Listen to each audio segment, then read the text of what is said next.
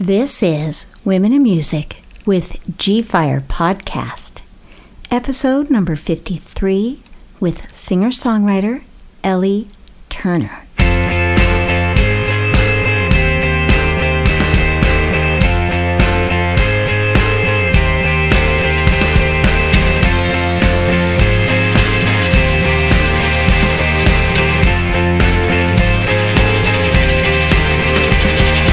Welcome to my podcast. It's Ellie Turner, and you're based in Nashville, right? Yes, I live in Nashville, Tennessee. That's exactly right. Awesome. All right, I'm going to run down this list of podcast questions. First of all, where are you from originally? I am from Dallas, Texas, originally, born and raised. Okay, I live in Austin, Texas. Oh, fantastic. I love Austin. Yeah, it's great. Yeah, it's wonderful. I'm from Baltimore, Maryland, but I moved down here a long time ago, actually. Oh, that's so awesome. What got you down there? It's the live music capital of the world. I mean, I'm That'll also a do it. singer-songwriter, so this is my side hustle, I guess. How long have you been in Nashville? I have been in Nashville coming up on 5 years, I guess. I moved here in the summer of 2018. Okay, and is this your first album since you've been there, or? It is. It's my first full-length project. I had released a couple 3-song EPs prior to this project, but first like debut full-length project. And that's exciting, right? Oh, it's like more than exciting. It's been just so such a gift to get to make this thing that you care so much about, that you're proud of, that you believe in, and then getting to share it with people is just such a gift. Been very excited about it. Well, what drew you to being a singer-songwriter? For most of my life, like before I was sort of an adult, I was always really drawn to visual arts. Before I really recognized music as a medium that I wanted to explore. My family was pretty musical though. So, singing around the house, that was always kind of just a thing that happened, but it was so like commonplace that I didn't really pay attention to it until I was a little bit older, and I realized, oh man, like, whoa, music has some serious power to like move people and connect with people, and that became really, really interesting to me. And was suddenly, my voice, I guess, was suddenly this medium that I was really excited to dive into more and experiment with, and songwriting, eventually followed suit. I was like, okay, if I am going to use my voice in this way, I think it's important to me that I'm kind of telling my own stories, Yeah, I definitely know. About what age was that when you started singing and playing around with I was, songs? let's see, I guess like 18, 19 years old is when I really started paying attention to that. And you went to school for something else? I went to college in Arkansas, and I had a pretty normal college experience. I, studied economics. Just very normal college time. I did the band thing through school. And that was, I guess, my first exposure to, playing my first real big live shows, like my first taste of what that felt like. And I loved it. And I just wanted to do it all the time. They weren't my songs though, I was a singer in a band, and Okay, and somebody else was writing the songs? yeah. So I kind of, it was a wonderful experience. And I think from it, I realized, okay, if I'm going to do this, I think I want it to be my own thing. I want to write my own songs. And dive into that. What do you feel are some of your career highlights so far? Yeah, I mean, making this record, I mean, certainly has been a career highlight. It's been, a highlight in my life in general. Um, I think the process of, I had recorded music before, but the way in which we recorded the songs for this record in particular was really different. Me and my producer, Jack Schneider, we decided to record the whole album live to tape. Um, so nothing was really tracked individually. We recorded here in Nashville at Sound Emporium Studios in their B room, and we sat down together and we just played the songs live and single takes, and um, that became the record. And I think that experience of just being in a moment and trying to capture a moment, I think just totally redefined how I experience music, how I want to make music moving forward. I think it played a part in changing how I want to share music in a live setting as well, and performances. Um, so yeah, it's been an incredibly impactful journey. This whole start to finish of making this album has sort of changed my whole musical outlook in a lot of ways. Well, how many of you were there? It's just you and the producer on the album, or is there other instrumentalists? Two other instrumentalists contributed to the record as well. Jared Manzo, he played upright bass on a few of the songs, and then Wes Langlois, he contributed in a few different ways. He played some harmonica, some rhythm guitar, a bit of organ. So in total, four musicians. Um, so pretty just stripped back and raw. We wanted to keep things just down to the essence of what they were for the most part. And you're happy with the results? I am so happy with the results. Absolutely. Just I feel so lucky to have worked with all of those players. How did you connect with them, your producer and the other players? Yeah. So I first met my producer actually at a mutual friend's show. Just and that's how it goes. It's how you meet most people in Nashville is at a buddy show, right? Right. And yeah, we soon after we met, we started playing together, and pretty quickly realized that there was something special going on just in how we were playing with one another. Um, it felt real like, oh, I think we kind of crossed paths for a reason. I think we were speaking a similar language when it came to songs and how we wanted to present songs and write songs and share them. And through, we met, let's see, would have been near the end of 2019. So, shortly after, early on in 2020, of course, there was the pandemic shutdown. And, like everybody else in the world, we were living in a small pod of people, around us. And I think being in each other's worlds, it really gave us an opportunity to dive into our collaboration, which is it was out of that time and place that this album was sort of born. So, did you start writing the songs back in like 2019, 2020?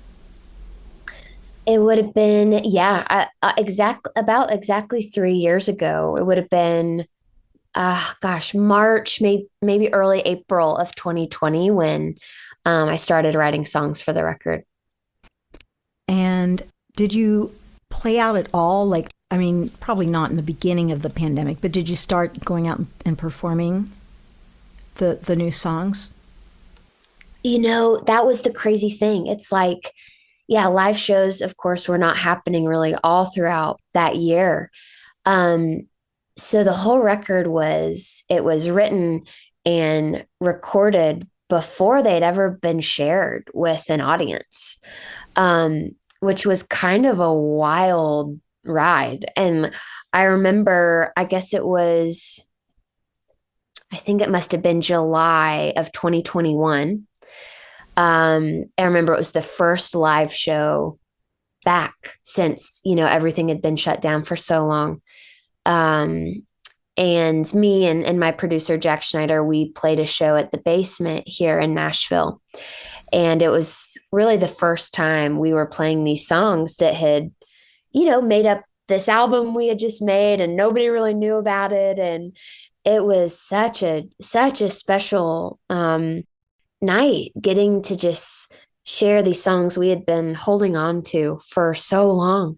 Songs are meant to be shared, Yeah. So I remember that night pretty vividly, getting to finally share them for the first time. So all the recording was done prior to July of 2021? Yes. Okay. Yeah, all of the recording was done. Let's see, I think the first session was November 2nd of 2020, or Right. November 22nd, maybe. And then February 8th of 2021. So just 2 sessions in, and that And was the it. album was done. Wow. And then have you spent the rest of the time, like, did you have to do a Kickstarter or anything to raise enough money or? And no, so I didn't do a Kickstarter. That's a fair question of like, why, I guess, why did I wait so long to release the album? Yeah, it definitely occurs to me. I think a couple things going on. The album, of course, was written during a pretty tumultuous time of my life, not only for my life, but for most people, right? Oh, absolutely. And I think after the album was done, with not a lot else going on in the world, I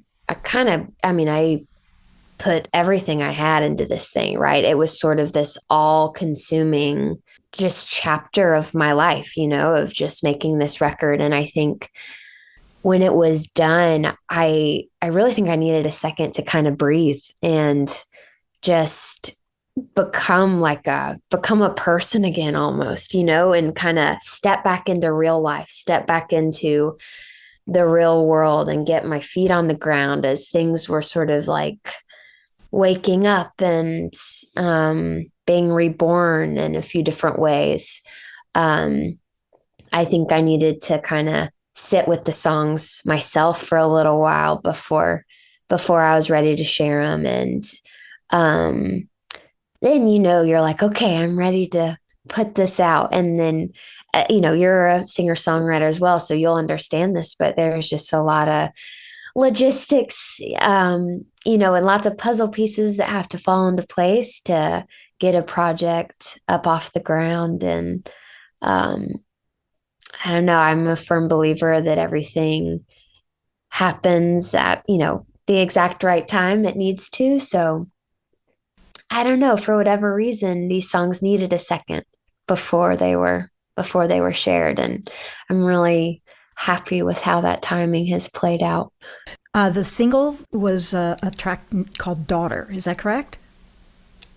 Yeah, that was the third single from the album. That's the one I listened to. So I was like, oh, we can focus on that one unless you've got a different one you want to focus on. Oh, I'm happy to talk about that song, of course. Okay, so first I'll say let's let our listeners hear it.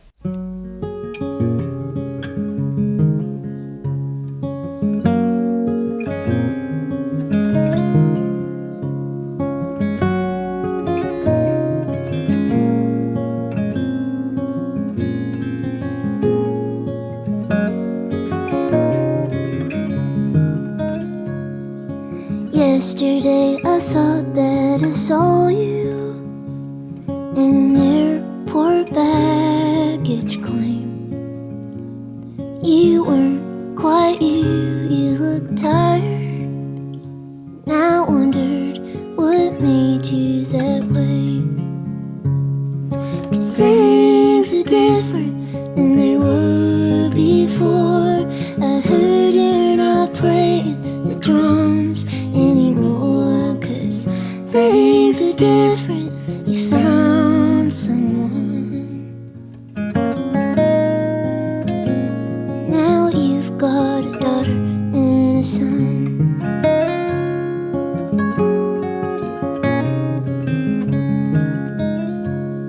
And last night I thought that I saw you drinking our favorite gin. You looked like you did when I met you, and I wished we could do that again. And I almost cried out when I noticed those thick black throwback frames. But I choked when you turned, and I knew that I was a fool, thinking nothing had changed. When things are different than they were before, I heard you're not messing with guns anymore. 'Cause things are different, you found someone. Now you've got a daughter and a son.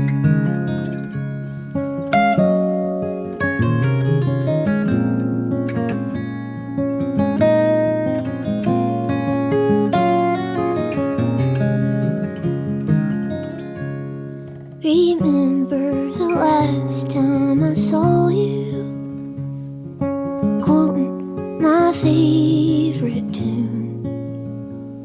You said, don't think twice, yeah, it's alright. 'Cause I'll always be loving you. But things are different than they were before. I heard you met Jesus at the corner store. Yeah, some things are different. You found someone, and now you've got a daughter and a son.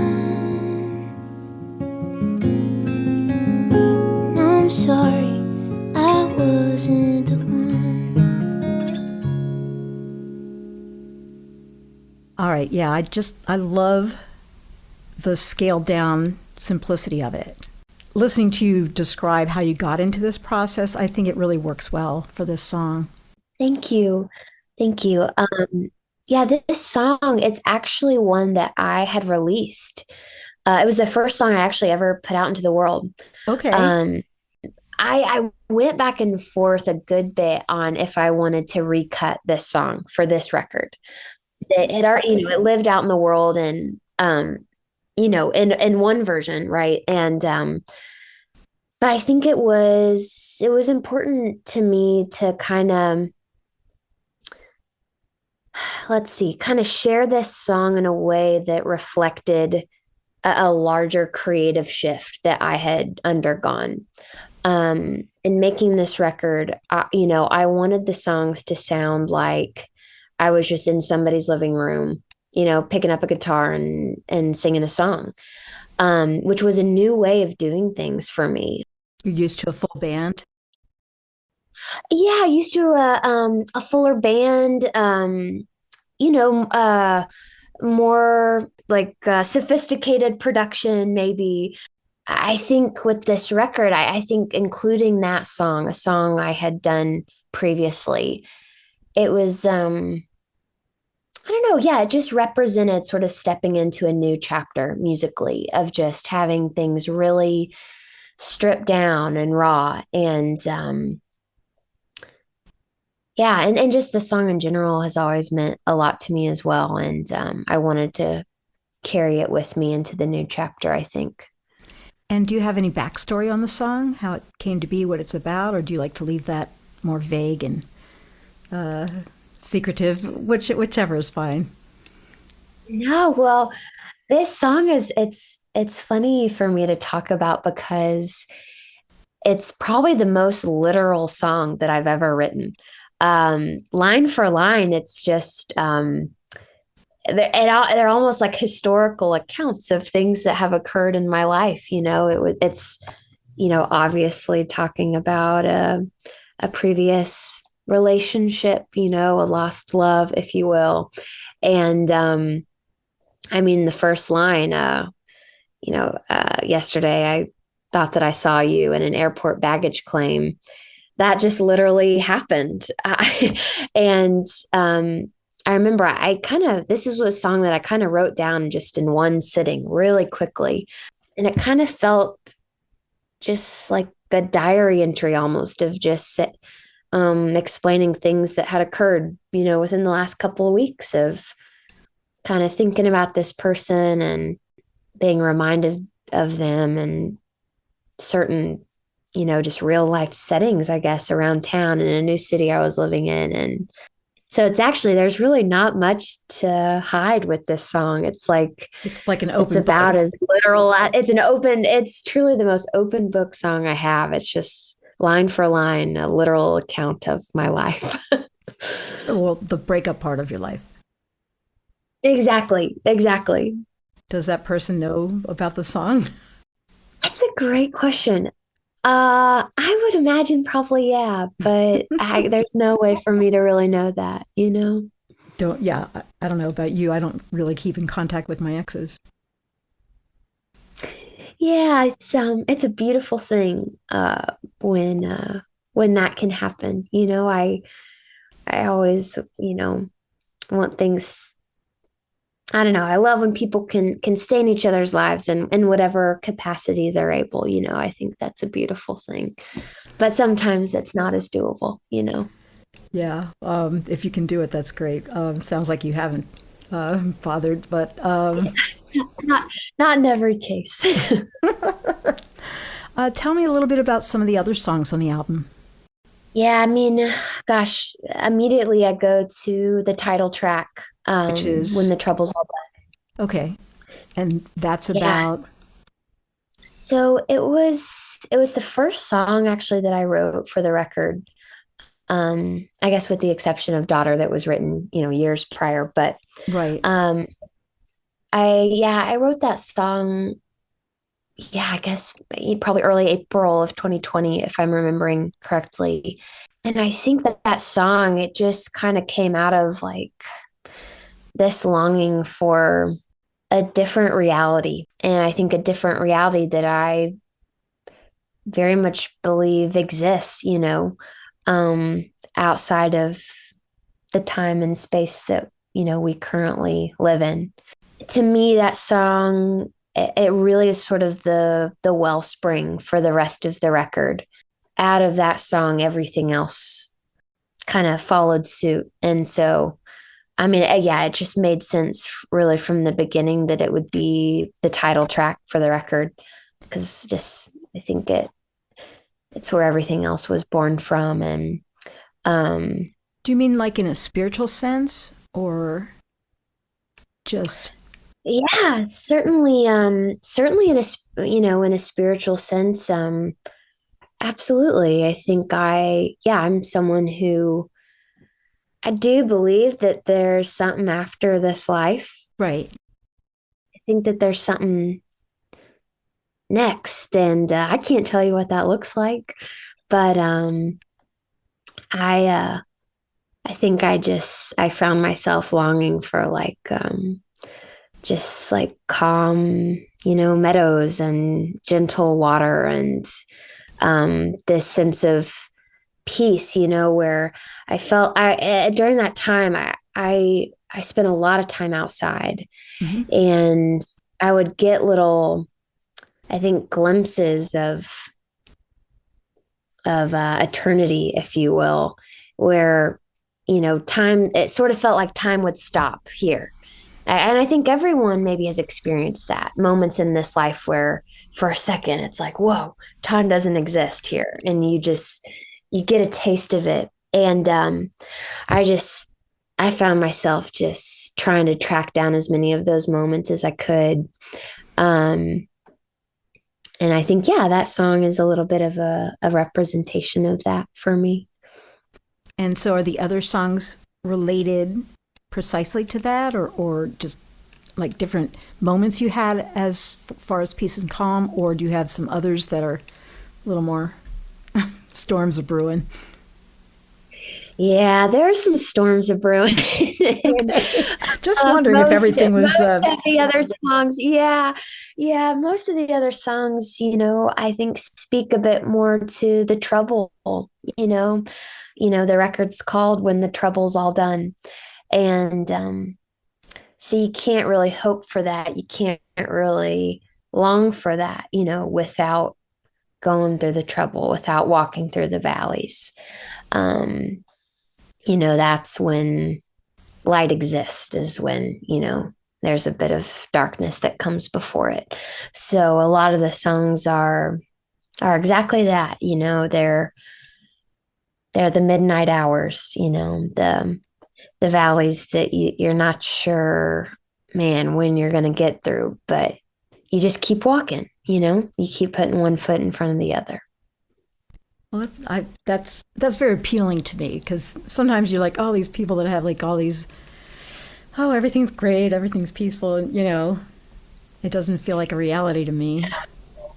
No, unfortunately, no. I think we live in a really broken world, and there's trouble all around us. But really, I do believe that there is hope, and I believe that there is a light. And I think the main thing that I hope people take away from this record is that, the darkness can feel unending. It can feel like it's lasting a long time. But, since the beginning of time, morning has always come, right? Yep. The sun has never failed to come back up. The morning always comes to claim its turn. And I believe that that's a true thing for all of us. I don't think that the trouble wins. I think that there's always hope. I think that the light prevails in the end. And it makes it a little less scary to walk through the harder times, Yes, when you're aiming towards that hope and light. Yeah, absolutely. So did you make any videos? I did, yeah. Oh man, I had the great privilege of working with some incredible artists on a couple videos. The first video, well, it's for the first two singles I put out for this record. Which the are? First being One More Day. One More Day. And I worked on a video for this song with a couple people here in town. Noah Tidmore and Bryant Burrell directed this video. And I got to sort of, oh man, I say act in quotation marks with my friend Wes Langlois, who played on the record as well, just to sort of play out the story of the song a bit for a music video. And then for the second single, which is called the I Love You song, I worked with two artists who I had admired for some time. Their names are Adam Snizik and Mertkin Mertbalek. And they created a just really stunning collage stop motion video for that song. Nice. And it's whimsical and beautiful, and they captured that song so perfectly. I was really blown away by the work they did for that video, and I was so excited to share it with people. And so I guess it's up on YouTube? Yes, both videos are up on YouTube, available to watch. I'll have to check that out later. That sounds fun. Yeah, please do. Yeah, totally. Because they didn't send me a link to the videos, but that's cool. No worries. How did you hook up with the video guys? Noah Tidmore and Bryant Burrell, they were just friends in Nashville. That's the amazing part about living in such a creative city. You meet people and become friends with people who are just wildly talented in so many ways. And it's man, that's been one of the greatest gifts of living in this town is really getting to create and work alongside friends. The two guys who did the I Love You song video, I reached out to them as a fan of their work, Wow. asking if they would be willing to work with me. And to my great elation, they said yes. And so we just worked with each other remotely and came up with something really beautiful. Awesome. Well, it sounds like you have the whole package together. Do you put out just digitally? Do you do CDs or vinyl or anything? Yeah, I did. I made some CDs for sure. CDs are available to purchase on my website or through Bandcamp. Vinyl is coming. Okay. That will come a little later this year. Yeah, that I'll be so excited to share that. Uh, but a few months down the road for that. Right, right. That's everybody can anticipate it. They can watch the videos on YouTube and say, "Well, I need to get that vinyl when it comes out." So, Exactly. I hope so, at least. yeah. Well, it sounds great. Again, I'm always curious about funding. Did anybody help you with it, or? Yeah, yeah, absolutely. So I used, near all of my own savings, Yeah.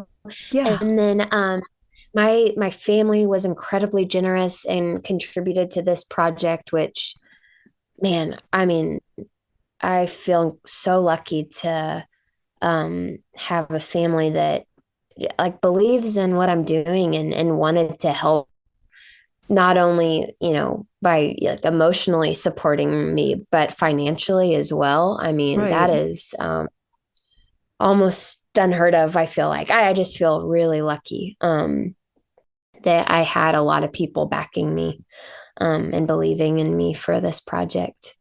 That's great. Because I always wonder because we're all indie artists, and it has to come together, somehow. So it's not like we snap our fingers and videos and recordings just pop out of the air. Somebody has to pay for all this stuff. Yeah, yeah. So Yep, yep. Yeah, so I had a lot of help that I'm grateful for. And yeah, when you're working with friends too, you try and get a little scrappy and you try and do things as cheaply as you can, right, and exactly. I know. helps you get a bit more creative. Yeah, it forces you into like, okay, well, I've got this much money and not a whole lot more. What can we do with this? So, What can we do with it? Yeah, exactly. because Nashville's pretty expensive to live in, isn't it? It is, and it is getting, more expensive by the day. I mean, similar, you're in Austin. I Yeah, mean, it's a similar situation. it's crazy how expensive it's getting. It's wild.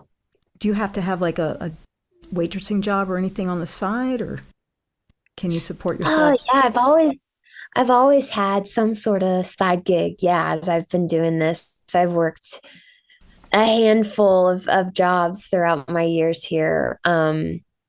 Mostly for just like a lot of local businesses here in town, which has been a really beautiful way to be plugged into the community in Nashville, um, like outside of the music scene. It plugs you into different little sectors and worlds in the city, which I've really enjoyed. Well, yeah, what kind of day jobs? What have you been Yeah. utilizing lately, I guess, or just over the past few years? Because I've had people tell me how expensive it is in Nashville. Yeah. So for a few years, I worked for again a local company here in town called I'm a Gene and Willie. They actually just opened up a shop in Austin. You should check them out. But they're a denim company and just a really, I mean, just stellar group of folks over there doing a really cool thing. They make different custom jeans and stuff like that. Yeah, yeah, lots of like Americana workwear type stuff and In the shop, people can come in and you do, personalized fittings. So you essentially leave in like a perfect fitting pair of jeans. Wow. So I was with them for probably 3 years. In the shop some, I did some customer service for them. I've done remote customer service jobs for another company as well, which is great when you're on the road because you can kind of take the job with you, right? Exactly. Which is really valuable. Like a boutique bed and breakfast for a little while.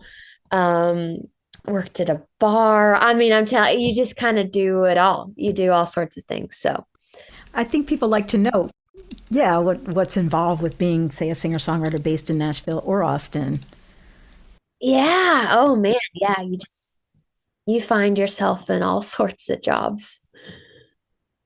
But it's great because you just cross paths with, maybe people that you wouldn't cross paths with otherwise, and Right. have some really incredible experiences. And do you have a tour based around the new album? Are you touring in 2023? So I've been touring the record, up through the release, and I will play a release show here in Nashville on April 28th at the Station Inn, which I'm just thrilled about. And then I don't have lockdown tour dates at this point, but I'm certainly open to some opportunities being opened up later this year for something like that. So your website is it just ellieturner.com? It is ellieturnermusic.com. That's like mine is gfiremusic.com. Oh, perfect. Yeah, somebody already had gfire.com. Right? You got to tag the music on. That's what happened to me too. Yeah, so why not? And then are you Ellie Turner Music on the socials, or do you have some different? Are you on, like, I don't know, TikTok, Instagram, Facebook, Twitter, the usual? I'm on Facebook and Instagram. My Instagram handle is eJaneTurn. A little less straightforward, but Okay. yeah, EJaneTurn is me on Instagram. Just Ellie Turner on Facebook, and I've yet to step into the land of TikTok. Yeah, I dipped my big toe in there, and that's as far as I've gotten.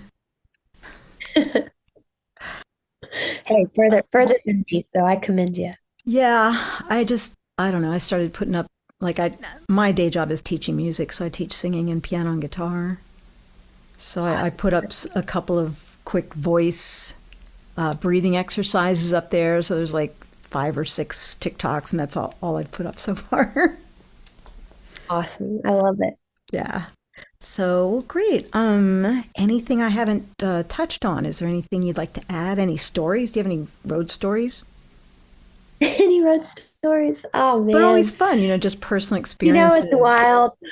Man, you said road story, and can I tell you where my head went immediately? This is not even all that exciting, but I was touring. I did a little Texas tour Oh, a couple summers ago, and we were on our way to Beaumont, I guess, yeah. and we stopped at this peach farm and had the most glorious peach ice cream you can ever imagine. And it's wild. Like I'll just be like going about my day and I'll like randomly think about that peach ice cream. And I'll just think, well, I just got to go back to Beaumont simply so I can stop at that peach farm and have that ice cream. I just dream about it. So that's a really beautiful part about touring, is just happening upon random stuff. Yeah. That you wouldn't otherwise know even existed. So really, all I'm after is trying to get back to that peach ice cream.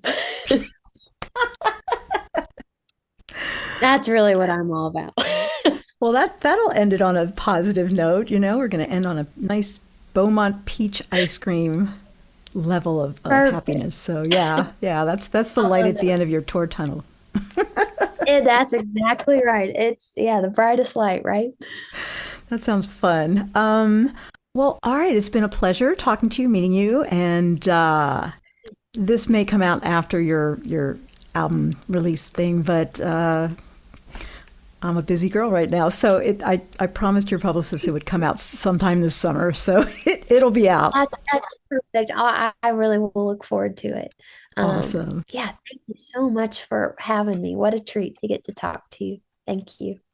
You're quite welcome. Have a great rest of your day. Yeah, you too. Be Okay, well. bye-bye. Bye.